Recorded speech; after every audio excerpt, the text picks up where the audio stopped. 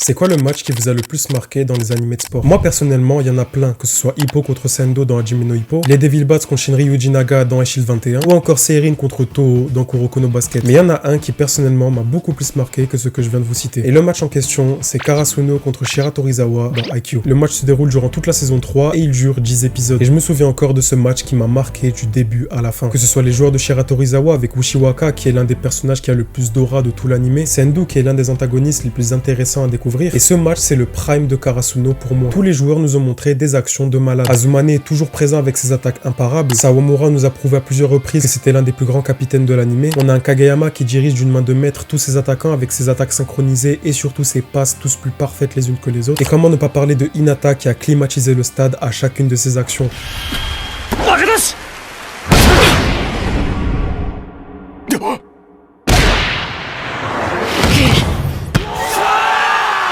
Mais pour moi, il y a deux joueurs qui ont été les MVP de ce match. Et on commence par Nishinoya. Il nous a donné des frissons incroyables, que ce soit avec la toute première réception du match, de l'un des services les plus puissants qu'ils ont dû recevoir, mais surtout l'une des séquences les plus satisfaisantes de l'anime, la double réception qu'il est parti chercher à l'autre bout du monde.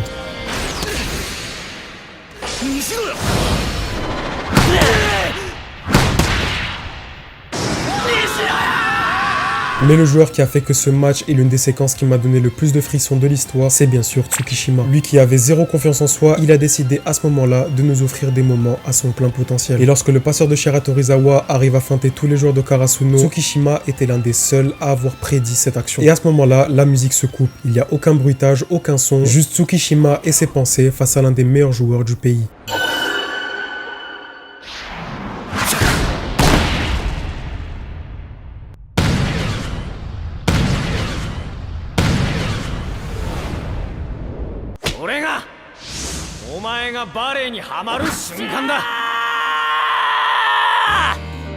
Ce match m'a juste foutu les frissons. La musique est incroyable, l'animation est à couper le souffle, tous les personnages ont leur rôle à jouer dans ce match incroyable, et surtout, elle se conclut de la meilleure des manières. Et c'est ça qui en fait pour moi l'un des meilleurs moments de l'histoire des animés, et surtout, le meilleur match des animés de sport.